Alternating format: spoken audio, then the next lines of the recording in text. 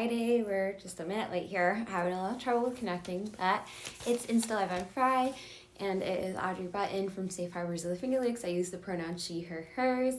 And today, before we kind of get started, we're going to be talking about Title IX. I know we did a very brief introduction last week with Title IX, like what it is, and then a very basic overview of what it is, and then the history of it. And then today we're going to go into the Title IX changes that occurred last year and kind of just go into that a little bit today. And we'll kind of try to get more in depth because I know it can be a little overwhelming to learn about Title IX and what it is. But we'll kind of get more into that in a little bit. So just before we get started, I like to give a content warning as some of the material I'll be discussing may be sensitive to some, so please take care of yourself however you need to. And I always like to give a disclaimer. The views and opinions expressed in this video are not necessarily those of Safe Harbors of the Finger Lakes, but of those in the video. And so with that, we'll go ahead and get started. And remember, we have 3 more Fridays after this, so make sure you check out our schedule. I couldn't remember exactly what the topics are off the top of my head. I know we're going to be talking about what the Title IX investigation looks like, and the process and all of that good stuff, and then other reporting options you might have, and I can't remember kind of what else we're talking about, but we'll kind of get into a more in-depth conversation about Title IX and what that looks like, okay? So we'll go ahead and get started. So I want to point out these changes went into effect last year in 2020. So colleges and universities that received that federal funding, remember we talked about that when the law was created, it's any program that receives federal funding, even K through 12. So must have been in compliance with these 2 new Title IX regulations by August 14th of 2020. So these were brought up about May of last year, but they didn't have to go into effect until August 14th of 2020, so last year. And so remember when we talked about the original Title IX education amendments of 1972, remember, this is what it said. So no person in the United States shall, on the basis of sex, be excluded from participation in, be denied the benefits of, or be subjected to discrimination under any education program or activity receiving federal financial assistance, okay? So keeping that in mind, we're just going to go through, and I'm going to try my best to break these down as much as possible. And I will mention this again at the end. If you haven't already heard, I made this last fall / winter. I did a really great YouTube video with Law New York, so the Legal Assistance of Western New York lawyer. Her name's Ashley Dickinson. She and I did a great little video on, it's not really little, it's like an hour long. I know it's a really long video, but there's a lot of great information in there, and we went over all the Title IX changes together, and it's a really informative video. So like I said, that's available on our YouTube channel, so make sure you check that out if you want some more information. But like I said, I will try to go through this information as best as I can, so hopefully you have better understanding of Title IX and these changes, okay?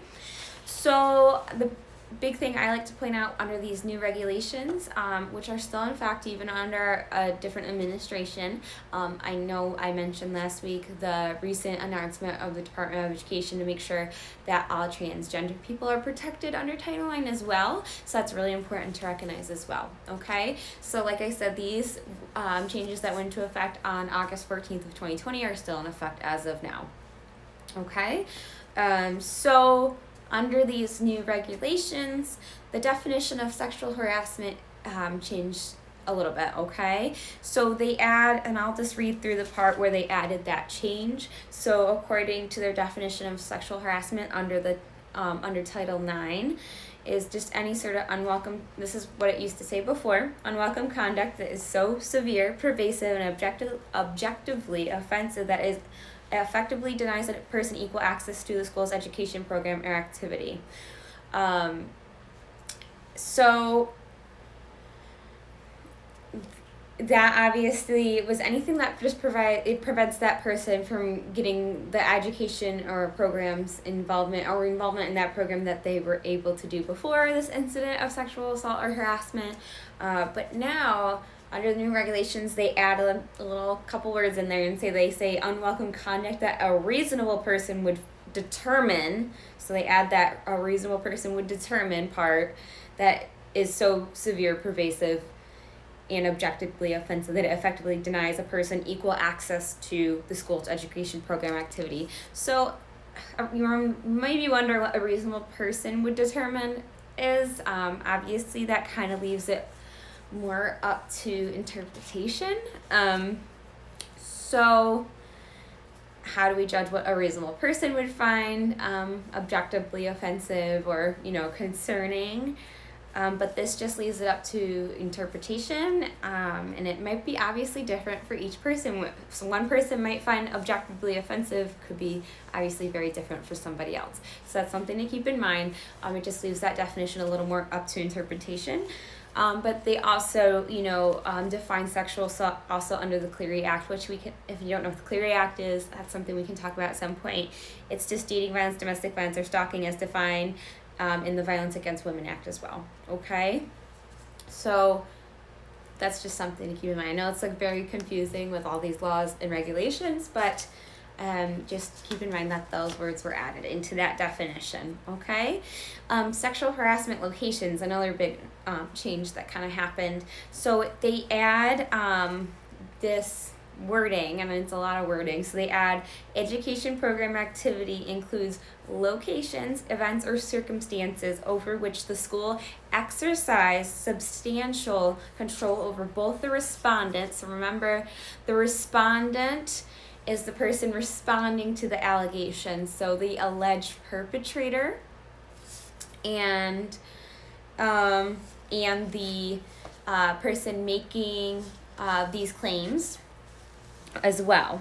Okay, so the person making these claims is tend to be referred to as, why am I blanking on the word right now? Respondent and,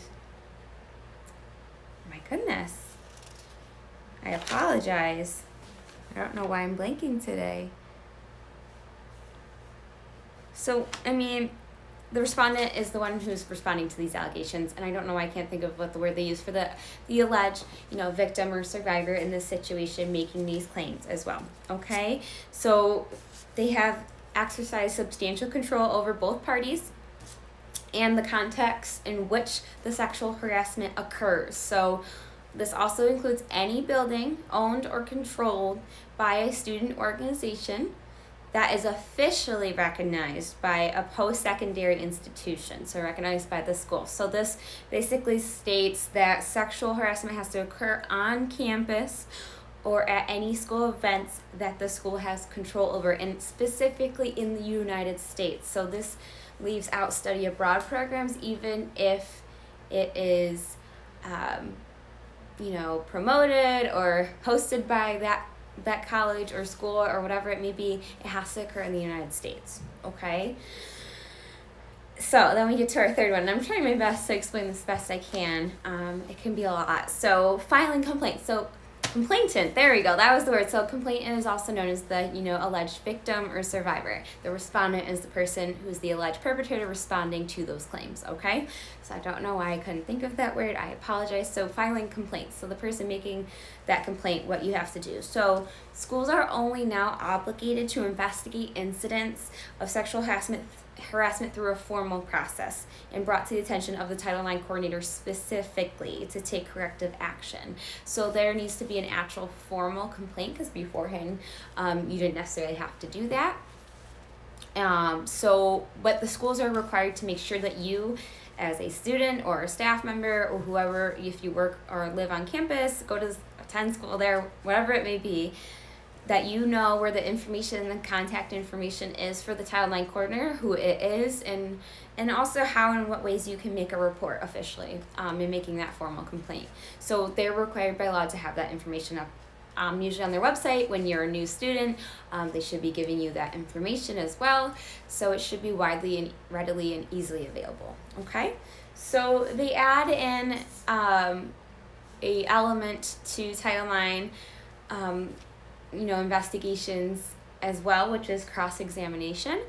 So if you're familiar with criminal court, cross-examination is a part of criminal court, which obviously this is it's a different type of a process. So just keep in mind, but they're adding in that element of cross-examination. So, because usually, so the complainant and the respondent both have a representative throughout the process. They can have a representative throughout the process, including going up to the hearing. So the person who's making, who's representing can do the cross-examination of not only the complainant and the respondent, but of any witnesses involved as well. Okay, so this is the language they add to that, have for this element added, which is only relevant cross-examination and other questions may be asked of a party or witness before a complainant. So remember, the person who's making the complaint, the victim or survivor,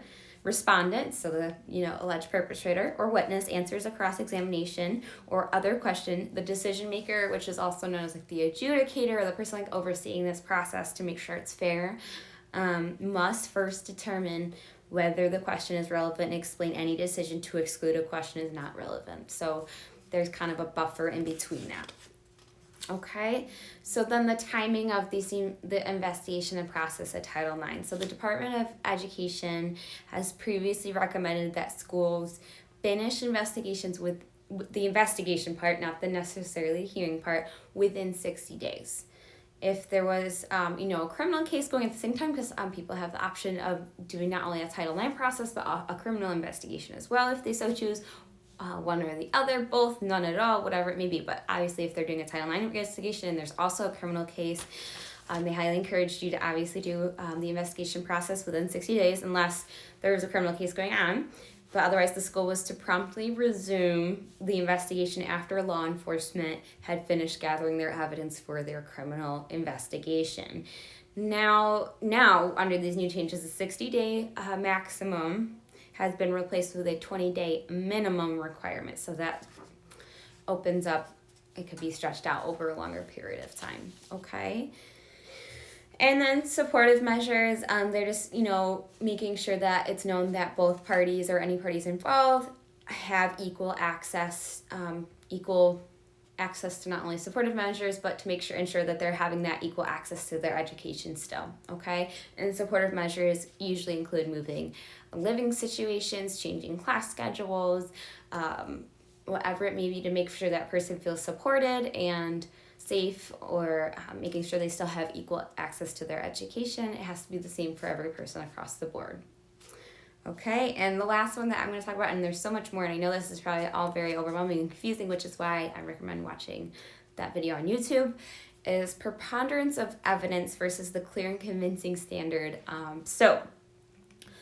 So with these standards, there needs to be a burden of proof is met when the party with the burden convinces the fact finder, so the adjudicator or the person who's, overseeing this process, that there is a greater than 50% chance that it is true.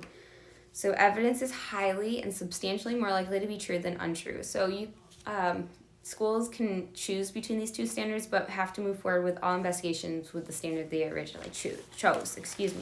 So let me just, so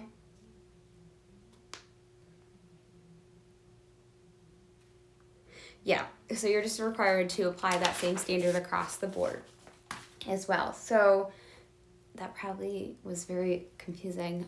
So I do apologize if you still don't understand, so definitely reach out if you have more questions, want to talk about it more. But those are the big changes that were made. Obviously, there's more little things like kind of thrown in there as well.